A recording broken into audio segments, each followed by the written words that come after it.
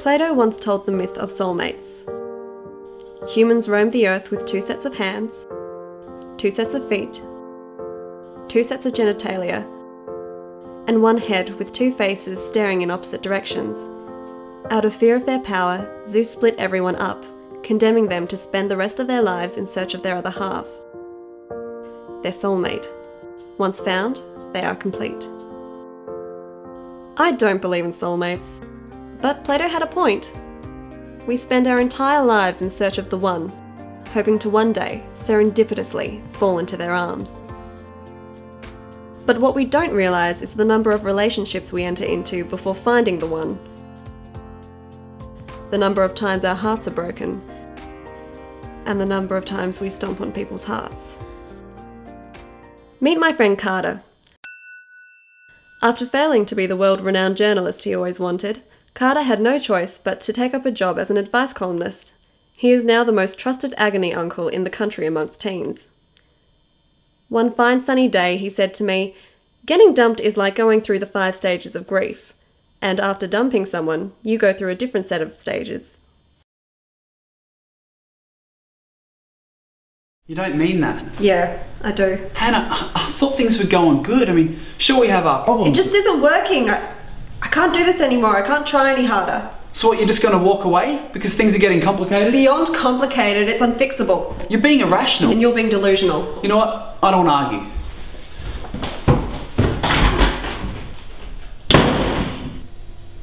I was about to see Carter's theory in action.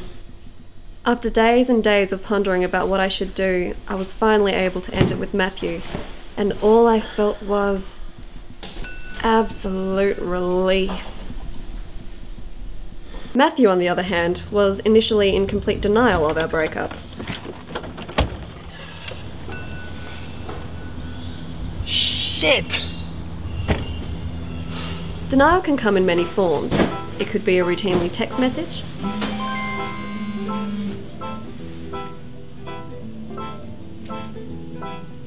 what the continuance of old customs,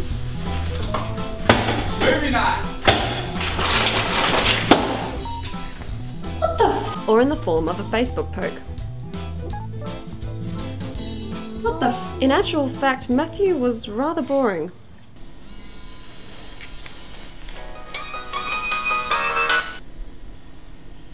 Matthew? Please tell me that wasn't real. It was. This can't be happening. It is. Seriously? Yes. Well then screw you, you worthless piece of shit! Out of everything I've done. And just like that, Matthew entered his second stage of the breakup. Anger.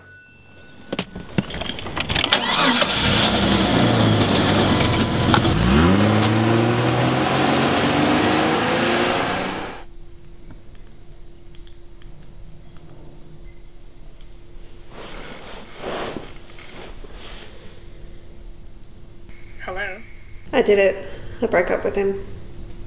How you doing? I feel lousy. Look, it's not your fault. You don't need to feel guilty. You said it yourself. It wasn't working. There's nothing more you can do.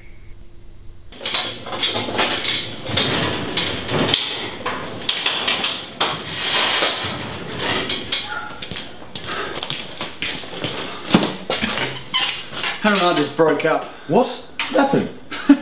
How the hell should I know?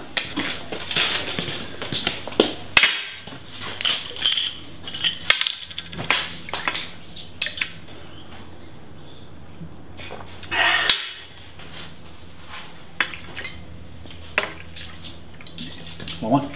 Sure. So, what happened?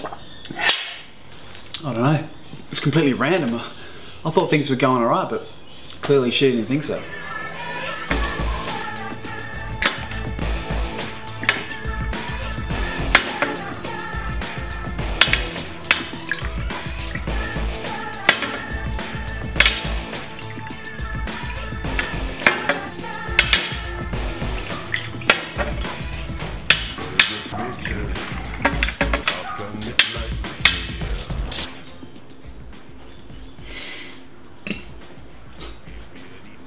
No, she's afraid of escalators.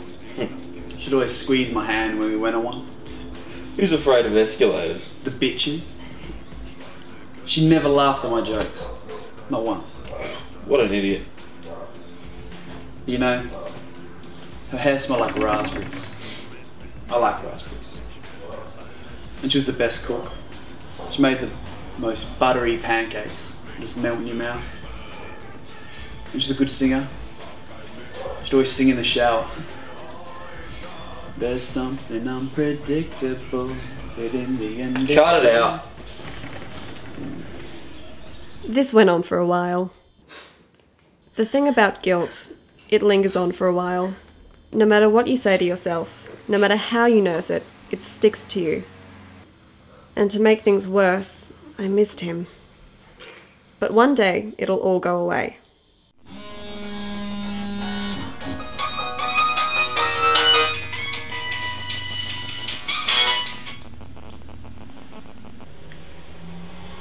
Hi, Hannah.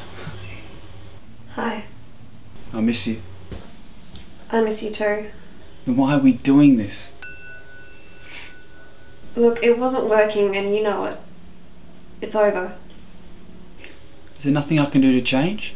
Okay, seriously, what is your problem? Do you think I just gave up on us like that? You know as well as I do it wasn't working. Can you just not accept the fact that it's over?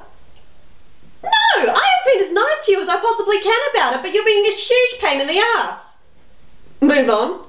You don't want to move on with your life? You can't move on with your life. I was your life. Without me, you've got nothing else going for you, so you know what? You're gonna have to get a new one. Goodbye.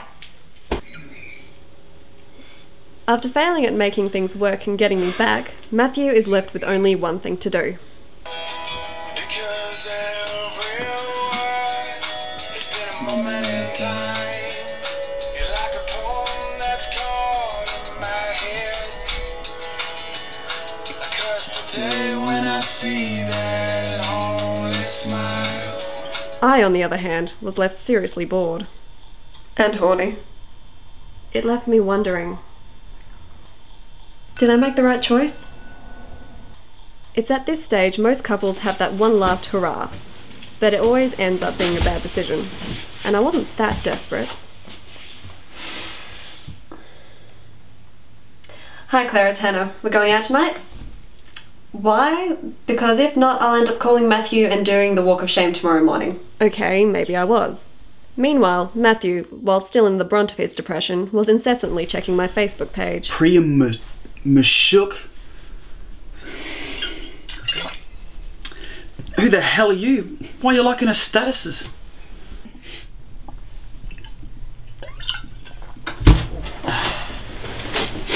Oh man, what is that smell?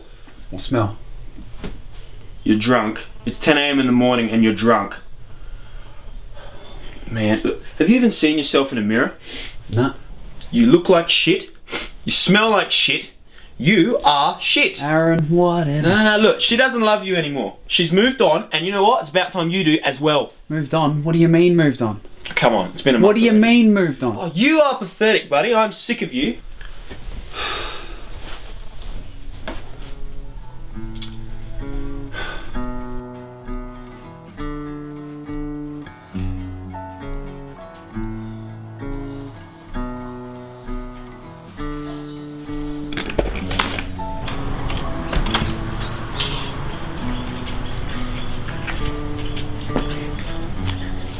Okay, so maybe I did end up doing the walk of shame, but at that point I realised I don't need Matthew anymore. And one day Matthew realised that no matter what he did, we wouldn't be together anymore. I wasn't his other half.